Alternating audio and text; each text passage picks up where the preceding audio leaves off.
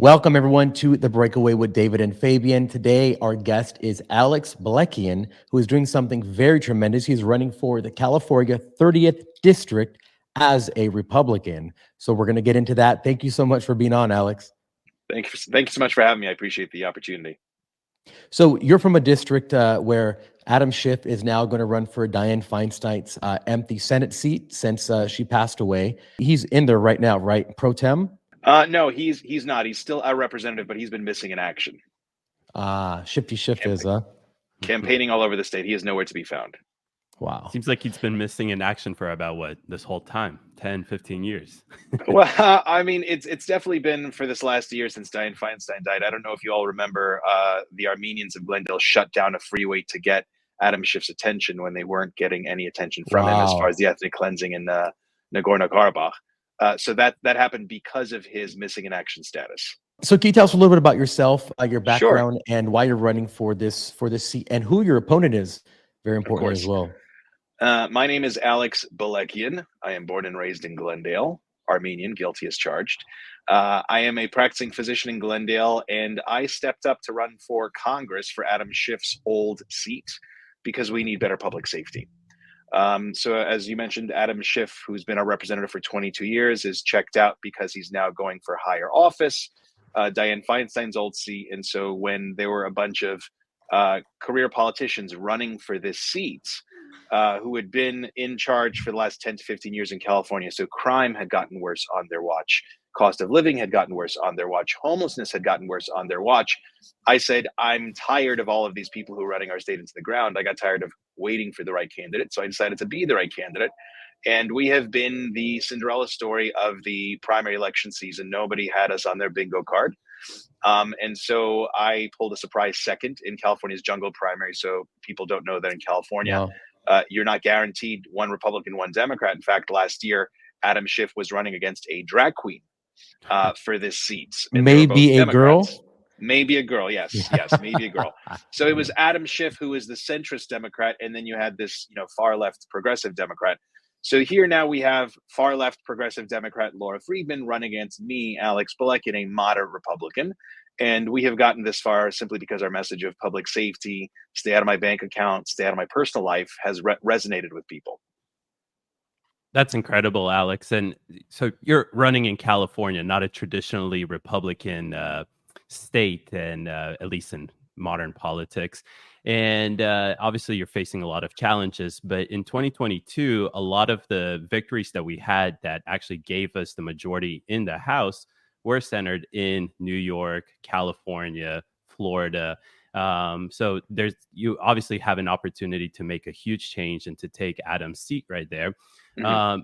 Let's start talking about one of the biggest factors in California and across very big metropolitan areas, and it's crime and public safety. And these being really big factors, especially the homelessness and public safety. And these are major concerns for majority of Californians, as it is, I'm sure, for here for people in Atlanta, Georgia, where I live. How are you going to address these crimes that are increasing in California, especially in your district? So I will first start with homelessness. Okay, so California is notorious for having wasted $26 billion of our tax money, and homelessness actually got worse. It increased by 10% in LA County. And the reason why it's not gotten better is because people have not focused on the true problem, which is mental illness and drug addiction. And so I, as a physician, am uniquely qualified to say we need to diagnose the mental illness and drug addiction first, make it better, and then go to step two, which is housing. And so I'm uniquely qualified as a physician, but I will be perfectly positioned as a member of Congress to do this. Why? Number one, reopen the federal mental hospitals so that these very severely ill homeless people on the streets who are actively psychotic, they're a danger to themselves, they're a danger to others, get them off the streets, get them on treatment, and make them better. Step two is find where these people's family members are. We know that with mental health treatment, we know that with drug addiction rehab, when your family is involved, you have better outcomes. 40% of California homeless are not from California. So we need to ask them, where are you from? Where's your family from? Find them. And from Congress, I can transport people across state lines. I can give their home states federal dollars to establish mental health clinics, to establish drug rehab programs, and then they'll have their family support that will keep them honest. Finally, from Congress, the most important piece is bolster our border protection. Right? We have drugs coming in from Mexico. We have drugs coming in from ports of LA, Port of Long Beach. Don't defund the police. Fund the police. Fund Customs and Border Protection. Allow them to stop the flow of drugs so that these homeless people don't have a daily temptation on the streets. And also outside of that, you have high school students who are accidentally overdosing on fentanyl-laced pills that they think are something else that they're just getting off the internet. So those kinds of downstream negative effects, I can be perfectly positioned to combat from Congress. I mean, all this sounds like very common sense solution that the vast majority of just not even only Americans, but logical people around the world would be like, that makes sense to me. Is there something that your opponent is doing that is contrary to these things? Is she so far progressive that she believes in the Gascon model where, you know, the perpetrators are actually the victims and we have to just give them all of our government tax money that they receive from us? It's not just that. She authored a bill to give drug users clean needles and safe injection spaces. She authored that bill. It passed, but it was so bad, even our governor, Gavin Newsom, thought it was a bad idea and vetoed it. But you have places like Vancouver, like Portland, that have done this, and they have seen worse outcomes. And so my opponent is completely on the other side, and she enables the drug use. She apologized for it. I want to eliminate it. I want to disband these 10 cities. And you touched on George Gascon. George Gascon is our restorative justice DA who chooses not to charge people with petty crimes. And that is why we've had this supernova of petty crimes. And so I say, punish the criminals. I say, let's elect Nathan Hawkman as DA. I say, let's be tougher on crime and pass Prop 36, which is going to bring back the more strict punishments for these criminals. And then she supports George Gascon. She supports his reelection. She has actively tried to subvert. She has actively tried to subvert Prop 36. So you all might not know, but Prop 36 is a voter-initiated proposition that we put on the ballot by collecting signatures. The California legislature tried to undermine Prop 36 at several different time points to put their competing law against Prop 36. Why? Because they thought we were being too hard on criminals. No, actions should have consequences and criminals should be punished. So end of story. Alex, for our viewers, can you explain briefly what is Prop 36? Yeah, so let's rewind 10 years ago. Prop 47, which was sold to us as this measure that was going to rehabilitate criminals rather than jailing them and not teaching them a lesson. It was going to, make them better. And it was actually pushed by Kamala Harris while she was Attorney General. And what it did was it increased to $950 the border between petty theft and grand theft. And so, but there was the intention that people would still be prosecuted for those petty crimes, but they weren't being prosecuted for the petty crimes. They were being caught by cops, but they were the activist DAs were not charging them. So you had this catch and release system that then caused crime to go up exponentially over the last 10 years. So we had it. We, the voters, had it. So we put on the ballot Prop 36, which is going to reinstate a lower threshold for grand theft, which is going to reinstate more harsh sentencing for these criminals. Why? Because our elected officials abdicated their basic responsibilities of keeping the public safe. Yeah, and we've seen just a surge in crime. I mean, literally the exact same thing that they did to San Francisco when you had Gavin Newsom was mayor of San Francisco, Kamala Harris was there, and a lot of people don't know this, is Gavin Newsom appointed George Gascon to be the guy in San Francisco, which is pretty incredible. So you have this trifecta of just far left progressivism that destroyed San Francisco. They all, some of them moved down here, did it to LA, and now who knows what they're going to do. Well, I know Newsom wants to go for the White House next, unless we, stop him. But why do you think people keep voting? LA's had a Democratic mayor for 28 years. It's only gotten progressively worse. Why do you think people have consistently voted for the thing that they're complaining against? Because, and this is where I lay the blame squarely on the California Republican Party. The California Republican Party has been very good at recruiting candidates that are neither likable nor relatable. If you're going to tell people to vote for something different, then give them a viable alternative that draws them. Don't expect simply by being repelled by the existing incumbents that they're somehow going to vote for you. That is why we've worked our butts off telling people our message, giving them a viable alternative, me as a centrist Republican, rather than the far left Democrats that they have. So I think the Republican Party in California has been to blame by being inflexible on its social platform. People want the law and order. They want the low taxes. They don't want you to run their lives like we're at a Sunday school. And that's why, towing that moderate line, we've been successful. And unfortunately, a lot of conservative people have left California for Florida, for Texas. And so our numbers have been dwindling as well.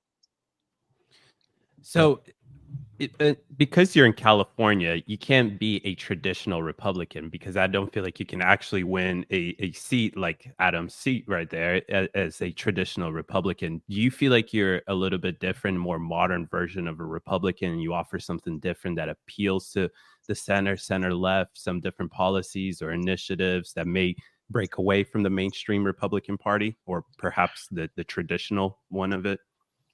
I am born and raised in California. I've lived my entire 45 years here. I grew up in a Deukmejian Republican household. George Deukmejian was our governor from 1982 to 1990. And you couldn't be Armenian in California and not be a Republican, or just any immigrant, because George was all about public safety, stay out of my bank account, stay out of my personal life. So when you talked about, I'm not traditional Republican, I am a traditional, tried and true California Republican. And what that means is there is a heavy emphasis on personal responsibility and rugged individualism. And the government stays out of your life. And the harder you work, the more you make of yourself. That, to me, is what the Republican Party has always been.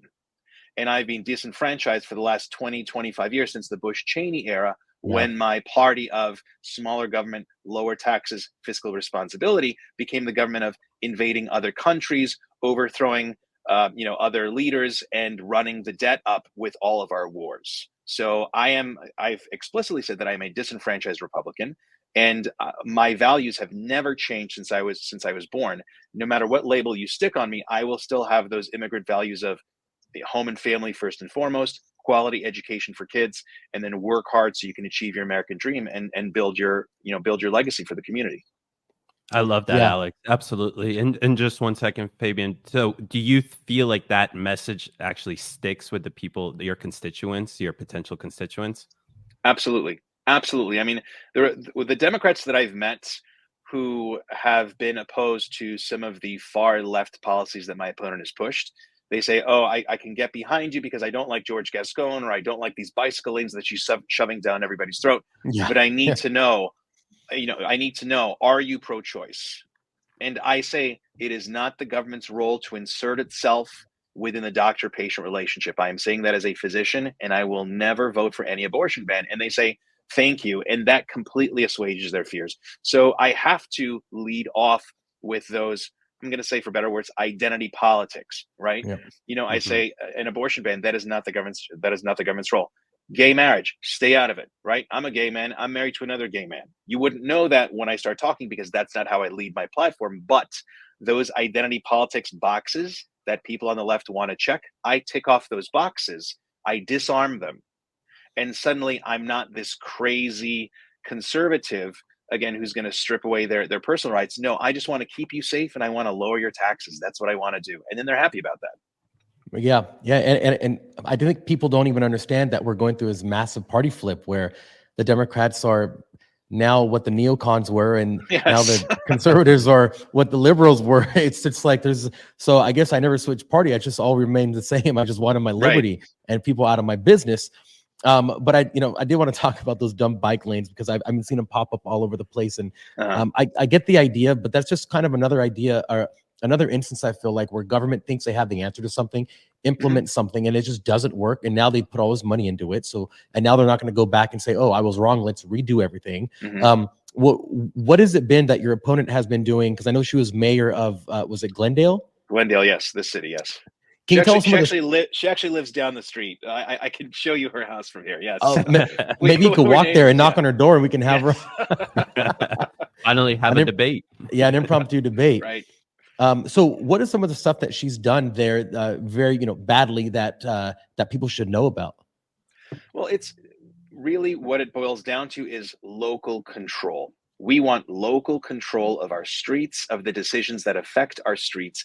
And she is taking away that local control. First, as a member of the legislature in Sacramento, telling us from far away what we should be doing with our streets here. And then now wanting to take that to Washington, D.C. to do the same from thousands of miles away. So the bike lane saga, we have bike lanes here on a very busy boulevard, Brand Boulevard, that they put in. I am not against bicycle lanes. I am against the execution of the current bicycle lanes.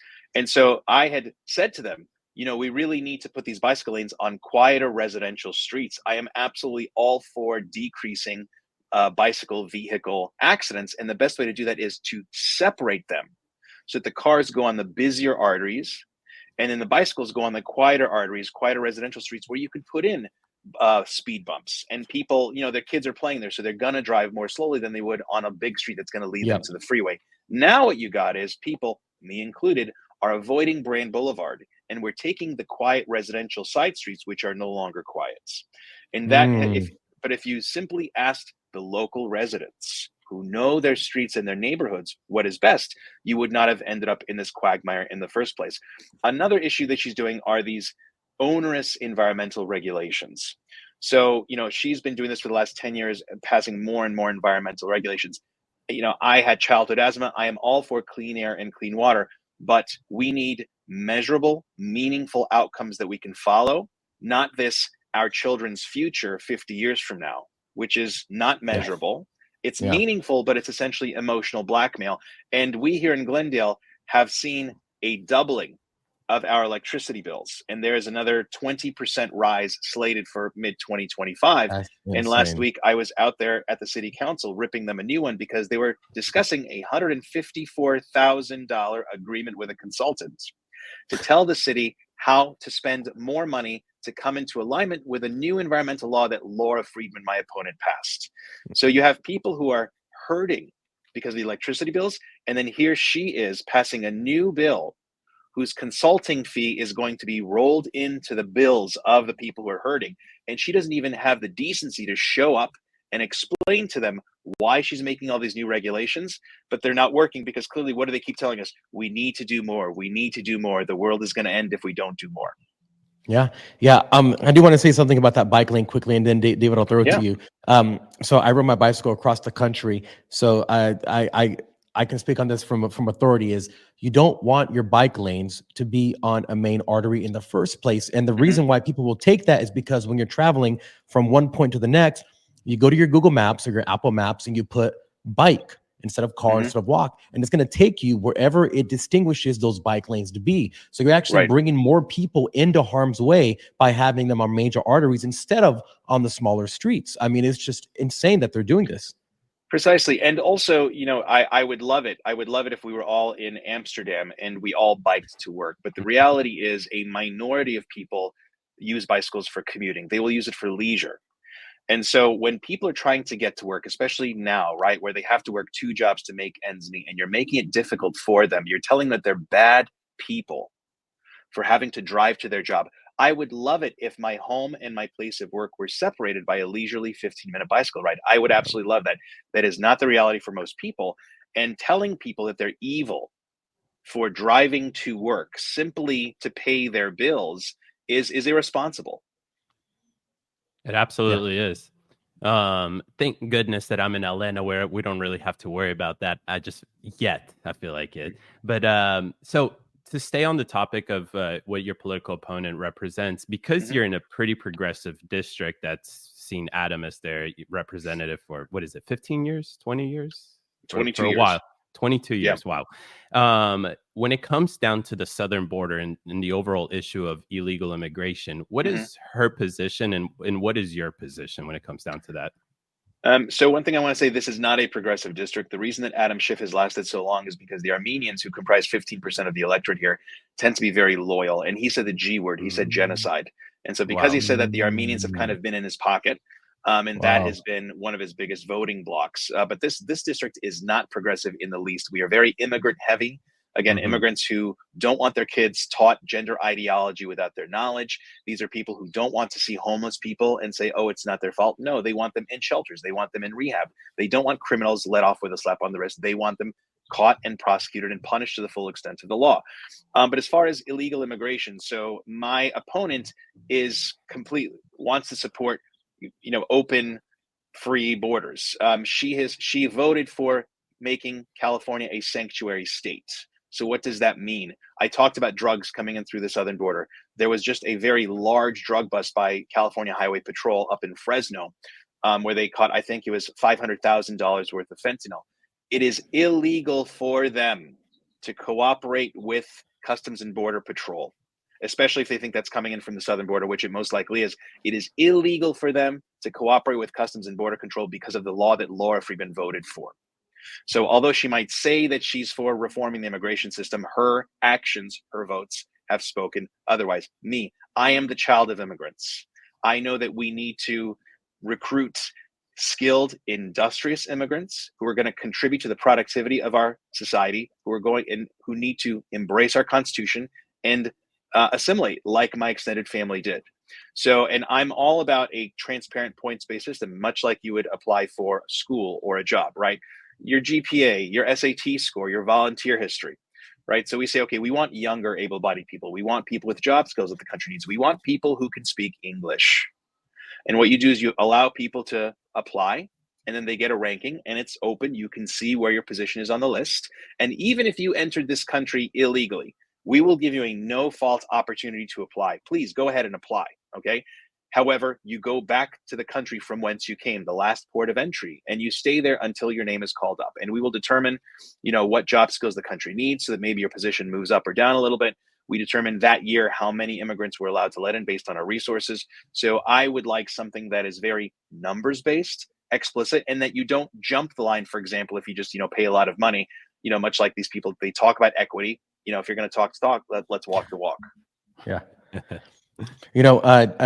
All these policies that Friedman is doing, it sounds like all the other puppets that the globalist George Soros type money is funding to do the same thing that they're doing all over the country, where instead of dealing with local politics, they're giving the federal government and the state government the ability to tell them what to do.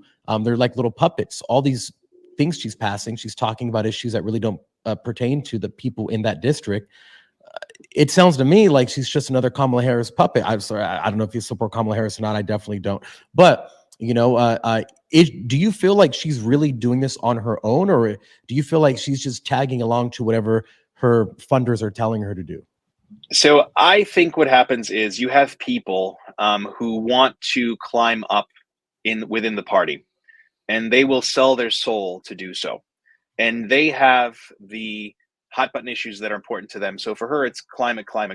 Okay. Does she really care about, children and, if a school teacher changes a child's pronouns and if that school teacher wants to keep it secret from the parents, that teacher is protected under law? Does she truly believe in that? I'm not sure. But then you have people like Scott Wiener, for example, also in her party, but that is his cause célèbre. So that he's all about, gay kids and protecting trans kids. So I think what they do is their ultimate goal is to work their way up into the party. They have their near and dear issues. And I think as far as the other issues go, they simply hold their nose and they sell their souls and they vote how the party tells them to vote so that her climate laws can get passed and Scott Wiener's trans, LGBT laws can get passed. And I don't know if they necessarily have that compelling, thought inside of them. I just think that they trade favors and they trade votes to get ahead. Yeah. And do the Armenians know? What's Friedman's stance? Does she say the G word, or is that like, are they siding with her? Are they like, because she said it? How's that working out?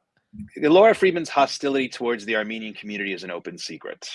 Wow. Ever since she's been mayor of Glendale, she has had an open hostility towards Armenians. But again, Armenians tend not to vote. So that is why she's been able to, go higher and higher, because yes, Armenians will hoot and holler, but when it comes time to going to the polling place, I'll say, oh no, I don't want to do jury duty, or oh no, I don't want the government knowing how I voted, and they won't vote. And that's a practice that we need to change. But her hostility towards the Armenians is an open secret. Wow. Yeah. I wanna switch gears a little bit towards something that seems like California is always in the media for, and that is election integrity. Because we just recently saw how they signed a bill where they essentially don't ask for your ID when you go to vote. Is that correct? Right. That's about right. Yes. So if you're a congressman and there comes an opportunity to pass a certain election integrity bill, are you in favor of voter ID and more stricter policies when it comes down to ballot access? I am in favor of making it explicit, transparent, and that people can buy into. And if you listen, 2016, Hillary Clinton was a sore loser and said that they did her dirty, and then she lost the election because of cheating. Donald Trump said the same thing in 2020. He was a sore loser and that he got done dirty. So at least we have bipartisan support that we need to make the process more transparent. What I would advocate is much like what we did in school at the beginning during a test. The teacher would give us a Scantron at the beginning of the period. You take the entire 50 minutes to do your test, and at the end you would pass it in with your name, and the teacher would see it and she would check off your name. So I would love it if I got a paper ballot in the mail 30 days prior, so that I could do my research, read up on all the candidates and all the propositions, and then have, maybe I would vote for 3 days, 7 days, whatever it is, where then you come in physically with your paper and your ID. You say, I've filled in my paper. You turn it in, you get checked off, and then that's it. That is how I would like things to happen. So I think that is a transparent system that mails everybody out a paper ballot. And again, when people say, oh, there are mobility issues or people can't do this, I'm a physician. We make house calls. We also send non-emergency transport to get disabled people to their doctor's visits, right? There are ways that a county can accommodate people with disabilities for a 3 to 5 day period. And that is how I would handle it. And I think from Congress, that's probably what I would do. Is I would say paper ballots for everybody given a month in advance, and then you have anywhere between 3 and 7 days leading up to the election day to turn them in. Yeah, and get rid of those Dominion voting systems that apparently keep finding bugs in them, even though this is what they do. What I told people is there's a touch screen, right? And then that prints out a paper at the end. So if there's any sort of bug in the code or any other sort of short circuit, I like it when I physically bubble in my candidate's name and then turn in that paper. So that is why I've always done paper voting, that I just mail in and I track like an Amazon package. Yeah, absolutely. I would love to see in the future some kind of blockchain technology where it all gets put. Therefore, you can create a unique NFT for each individual ballot, and it can't be replicated, can't be duplicated. It's all out in the open, so anyone can investigate. Everything is there on the blockchain. That's what I would love to see. Yep. And I would love to see exactly. Paper trail. So I did want to ask you about healthcare. So obviously you are a physician. You have a unique view into the way healthcare affects people directly.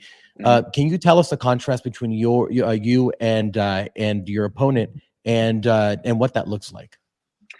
So I'm a physician. I am still a practicing physician. I'm running this campaign while I run my medical practice.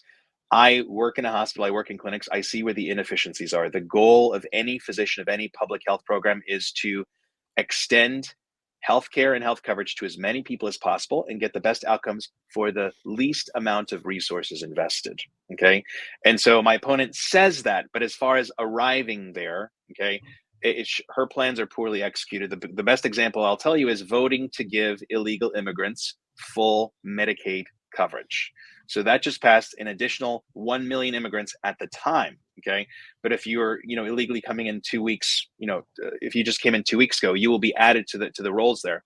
So they extended Medicaid coverage to illegal immigrants.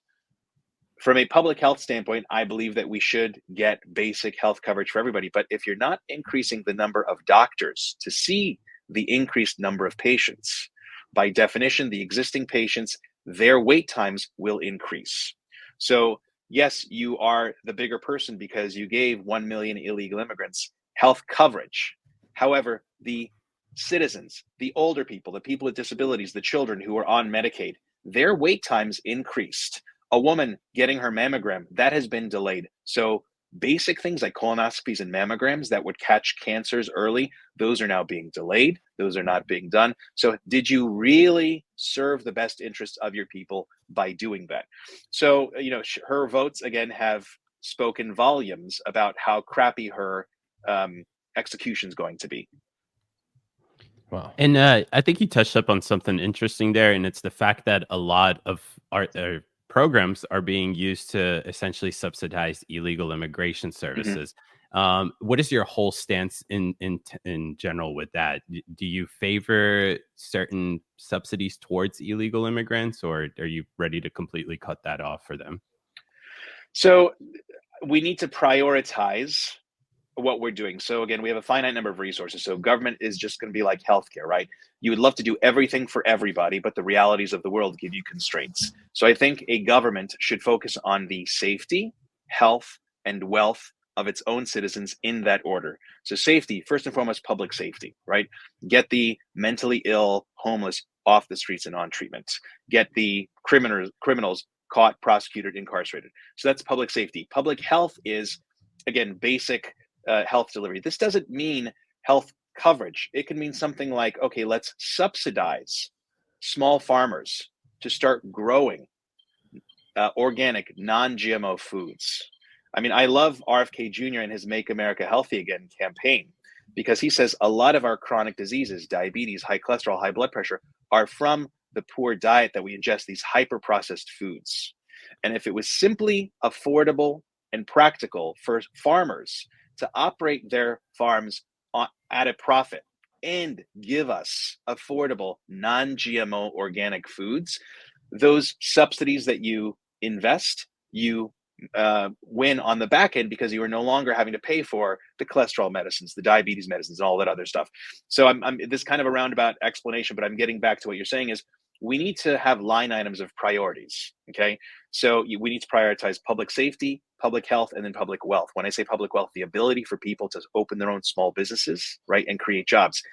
So that is public safety, public health, public wealth for our own citizens.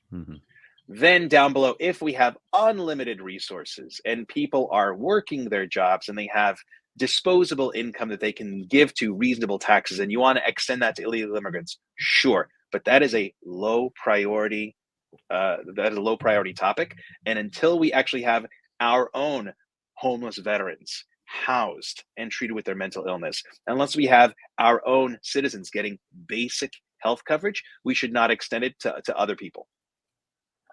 Yeah, I truly see this whole critical social theory, progressive leftism that's been tried and tested, and it's failed, not only in Los Angeles, but in states and in cities around the entire country. And I do see this, and I'm sure not just me, but everyone sees this cultural shift back to more like America First policies. So I'm curious, does your opponent, have you seen anything out of her that she understands that the winds are changing, that it's no longer, your dad's conservative versus Democratic? We're like in a renaissance of this new age, I guess. Does she understand any of that, or is she just doing the same old politics? She's doing nothing. She thinks she has it in the bag. She's not even campaigned. She hasn't showed up for any debates. She's barely put up a couple of lawn signs. So she knows that people will blindly vote the D over the R in this district, and that is what she's counting on, which is why we are having to hustle twice as hard to get my face out there, to get my message out there. So she doesn't care. She's just coasting. She was, in Washington, D.C. measuring the curtains in Adam Schiff's office. So that is how she's thinking and greeting. She's not even, doesn't, again, have the decency to come out and meet with her constituents. Wow. That's terrible. So Adam Schiff, has he endorsed her? He has endorsed her. Yeah, she was the anointed successor. And like I said, everybody started patting her on the back, calling her Madam Congresswoman. So I'm here to crash their party. Yeah. What's the sense you've been getting from people that you've been speaking to, voters and things like that? And how do you feel your message is resonating with the people of the district? So our message is definitely resonating. Again, only 30% of the district knows her. Even less of the district knows me. So it was a matter of, okay, are we going to do positive messaging about me to get to know them? Are we going to do negative messaging about her, or are we just going to do a little bit of both? So what we've done is throughout this process, and we've been campaigning now for 18 months, Remember, we started in May 2023 for the March primary in 2024, and then just another 10, 11 months. So we've been doing this for a year and a half, and what we've learned is that all politics are local and all voting is emotional. So yes, people talk about Trump and saving democracy and all that other stuff. What are the local issues that matter most to people? Number one, cost of living. Number two, crime. And just number three, some miscellaneous stuff. So number one, cost of living. I go to her and I say, okay, she is responsible. She has voted to increase our gas tax. She voted for the California Air Resources Board and all their stuff they're doing. So all these extra prices they're paying for electricity, for gas, she is responsible for them. Here is how she voted, right? That's for cost of living. For crime, we have her on camera saying that she supports the reelection of George Gascon, the DA that everybody hates. He's polling at around 35 to 40%. So we're getting that message out there, and people are wondering, like, oh my God, how did she really? We're saying yes. Here it is on camera. Look at her say it. So, and then there's that miscellaneous stuff. The miscellaneous stuff being bicycle lanes. So this is in Glendale they had them. In West Hollywood they had them. Hollywood Boulevard, there's a stretch where they've taken out parking and a lane of traffic on either side. Business owners hate them. So many people hate them. And these are, I should show you this heat map that I've made where I go on things like Facebook and Nextdoor, and I look at people who have said anything negative about the bicycle lanes, and they are everywhere in these very staunchly Democratic strongholds. And then we've been sending text messages out to people like, let us introduce you to the bike lane lady. And everybody's just like, oh my God, I hate the bike lane lady. So, small things like that where we said, you don't know Laura Friedman? Let us introduce you to Laura Friedman. Yeah. That's awesome. Yeah, I love that. A reality that you may actually face if you win is political gridlock. I mean, the reality is that you may have a very slim majority in the House. How do you plan to work with that? Do you plan to work across the aisle and pass, things that are good for the average American, regardless if it's coming from the left? How will you go around that? So I am voting as my friends and neighbors here in District 30 are voting, right? So how much help did I get from the National Republican Committee from Donald Trump? Zero. So how much do I owe them? Zero. So what is my single issue? My single issue is balanced budget. And I've said this multiple times, and I'll say it again here. I will not vote for deficit spending. I don't care if it's Democrat or Republican budget. If at the end of the day, it has a deficit and we're borrowing more and we're increasing our debt, no. I am upset at Donald Trump and the Republicans in 2017 for voting to increase the debt ceiling. That was a red line in my opinion. Another red line that I will not cross, the abortion ban. That is not the government's role to insert itself in the doctor-patient relationship. So on specific issues, I will vote how my people believe in, okay? And they are sending me there because of fiscal responsibility, because of social sanity, okay? Where we're espousing, again, ideas over identity politics. Things like, sending more money to Ukraine. That is not popular, okay? Do we want to help a country out that's being bullied by Russia? Sure. But if it's going to contribute to our national debt, then no. Then, we should start cutting, funding from elsewhere. So that is how I intend to govern. And if based on, am I going to vote just to appease Donald Trump or Kamala Harris? No. Okay, I'm going to vote to appease my people.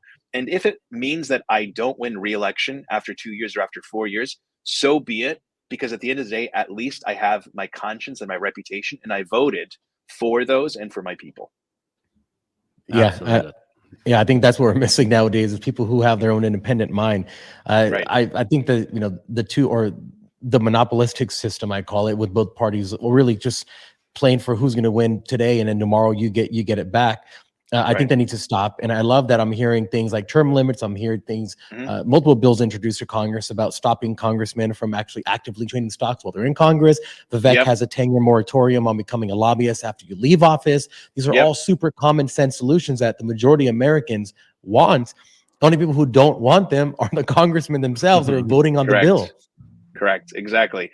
And that's why I think, I think we need to, so for example, term limits, right? You need a constitutional amendment to put that into play. And so you need 2/3 of both houses to vote that in. In 2020, I believe it was, Republicans introduced a constitutional amendment in the House. It passed, but not by the requisite 2/3. So that's why it died and didn't go to Senate. But what people don't realize is you can call a constitutional convention with 3/4 of the states. Right. And so that's one thing that Arnold Schwarzenegger as governor was really successful at doing. And that's actually how he did term limits is he wanted the California legislature to pass term limits to police itself, and they didn't. And so he went above their heads, in him being an actor, so went to the people and said, okay, I need you guys to vote on this proposition where we're going to put in term limits. And they did it, and term limits were enacted. So I think what we need are level-headed people who are going to go over there and say, look, this system sucks. We need to make it more for the people. And I think if you had people like me who get elected and just speak directly towards the people and say, look, there's this side route, this constitutional convention that we can call and buck the system with Congress, I think that's what needs to be done. Yeah, and we're more than halfway there for the requirement that's needed for the Constitution, for the Convention of States, which is great. Yep. And we interviewed Mark Meckler, which is the guy that's behind the whole Convention of States thing. So that'd be incredible. In terms of the fiscal conservatism, so I like that you wouldn't favor or vote in favor of anything that would drastically increase how much we're already spending. So when it comes down to global issues, you mentioned something with Ukraine. You wouldn't be in favor of providing more, I guess, aid for Ukraine, or how would you go about this position?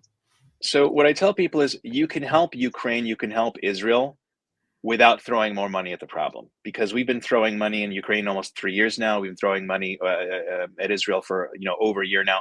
So let's try to be a bit creative while not compromising our goals. So I'll give the example of Israel.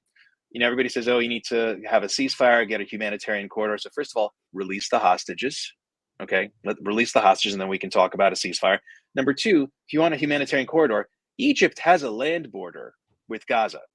Egypt is supposedly our ally because we give them $1.3 billion every year. I say, rather than throwing more money at the problem, why don't we withhold that $1.3 billion from Egypt, force them to come to the table, work as a partner, open up the land border to Gaza, let in refugees, not let in Hamas, weed them out that way and have them, come to justice. As far as Ukraine goes, countries like Russia, Iran, Azerbaijan, Qatar, state-sponsored terrorism, we're going to say, they get their money from oil and gas. So who is the largest consumer of oil and gas in the world? We are. We are not energy independent. So if you suddenly started drilling for more oil, natural gas, making ourselves energy independent here, plunging the cost of oil and gas the world over because now we're just, self-sufficient, suddenly Russia's defense budget, Azerbaijan's defense budget, Iran's defense budget is decimated, right? And you have stopped those wars without firing a single bullet. So I think there are other ways, creative ways, that we can achieve our goals internationally without throwing more money at the problem. And again, that I think all stems from lobbyists, the defense contractors. They don't give mostly to Republicans or mostly to Democrats. It's a 50-50 split, because they want the war machine to keep on grinding no matter who's in power, be it Chuck Schumer, be it Mitch McConnell. So I think a lot of these global decisions are being made by special interests and not our interests. And it's helpful for them to throw more money at the problem because it's just more rockets that people are buying from them. Yeah. The war machine never loses when there's war. No. And then you see people like your opponent voting for crazy policies. I wonder how much. I mean, I'm sure you've looked into her donors. I'd be curious to look into myself to see who's actually funding her and what organizations are funding the organizations that are funding her, because that's the real question. It's 2 layers back, and then you find out, just like Gascon, it's George Soros' Open Society Foundation. Interesting. Then no wonder why he's doing the things that he's doing. He's following the leader. Right. And so you have the Tides Foundation, for example, which is it's this network, kind of a shell corporations of nonprofits where the money is just laundered and it gets to these people. And a lot of the California state legislature members, they go on these trips sponsored by, the Tides Foundation, all their associated nonprofits. And if you haven't heard about the Tides Foundation, that's really the biggest one. They're based in Canada. They're based in San Francisco. And so they just kind of buddy. The money goes back and forth, and people eventually lose track of where it actually came from. And that kind of dark money is going and funding far left progressives like my opponent, Laura Friedman. And the Tides Foundation, I'm pretty sure, gets majority of its funding from the Gates. right? From the Bill Gates. It does. Again, it goes back and forth. The Tides Foundation gives all the money to all the campus protesters, Yep. who are blocking campus doors, who are harassing Jewish students. So it's just a tangled web of dark money, unfortunately. It sure is. We've done a deep dive into the mess of that, and how these campus protests get funded and how much they receive and where it comes from. It's absolutely crazy. A topic I want to talk to you about is actually the freedom of speech. Fabian, when we get asked what is one of the most important issues for us, I like that Fabian always consistently says speech. The freedom of our ability to speak. If Congress passes at any point anything that may infringe on the First Amendment, even though the courts can potentially overturn that, no, you're not going to vote. Okay, fantastic. No. And when it comes down to big tech, working with the government being able to tell big tech certain posts to take down, we're not in favor of that, correct? I'm all about privacy. I mean, I fell out of my chair when Nikki Haley, during one of the debates, said whoever has these anonymous accounts that say these things and whip up misinformation, we need to know who those people are. We need to show their identities. I was like, whoa, lady, whoa. She is Dick Cheney with 3-inch heels. I mean, it's yep. So those kinds of things, I am bordering on, I'm a constitutional libertarian is what I am. Okay. So I find it sad. I think the reason we've gotten to where we are is because children these days are incapable of rattling off the 5 freedoms that are granted to us by the First Amendment. And, those were drilled into us because they're supposed to be very matter of fact. Like, that is what we had in this country. That is what makes us uniquely American. Kids nowadays couldn't tell you the 5 freedoms that are granted to us by the First Amendment. So I think that's where the problem is. And you have people who are willing to give up those freedoms because they are not taught just how precious and necessary they are. Yeah. I mean, we go back to the history of education in America and with the Rockefellers and the things that his people said about just making people good employees and slaves and not allowing them to think critically because we want to keep them as little factory assembly line workers. But it seems like unfortunately, that system has gotten us where we are right now. I mean, we're falling consistently every year in math and sciences. For a nation that's the richest in the world, we have terrible education system. We're spending the most we've ever had per pupil and getting worse and worse results. What's your plan to fix schools in your district, and what would you do differently than what your opponent's doing?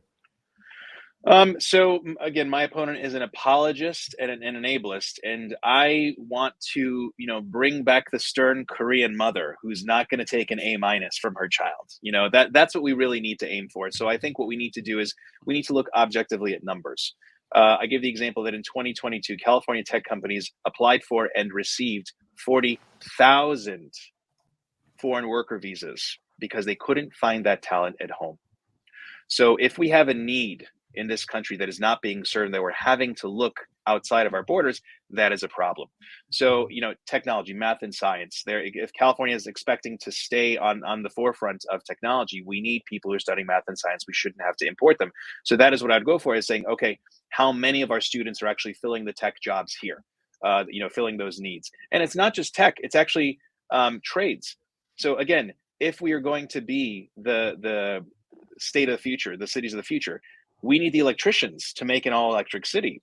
The Bureau of Labor has a ratio that it puts out, 1.0 being the perfect match of the population to serve and also, the trades that are there. So California, for electricians, the ratio is 0.9, meaning that in California, there's about a 10% deficit for the population size of electricians. In LA County, that's 0.72. So you have a 28% deficit of electricians. And I'm not saying that every child needs to be a Nobel Prize laureate. Actually, they said that the new millionaire is actually the HVAC guy, right? Like, because people are going all electric and stuff. So there is a need, and I think if we are saying to our kids, or we want to make innovative, creative Americans, hardworking, industrious Americans that are going to contribute. I think that is what we need to do, rather than if you want to do a French literature degree and study medieval poetry, great, right?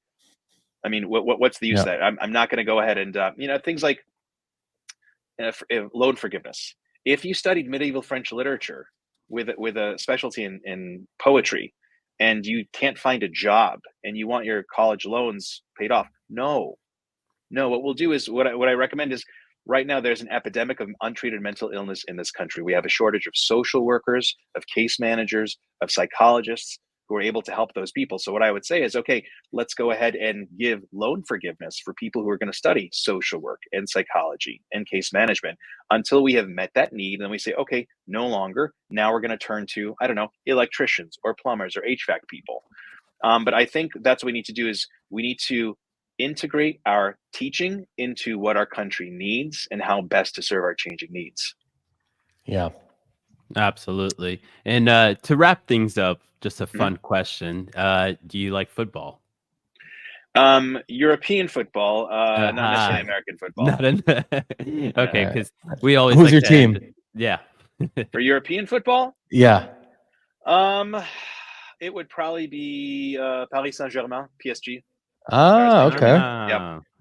You're a man of class, sir. You're a man of class. I'm an AC Milan guy. I see. Yeah.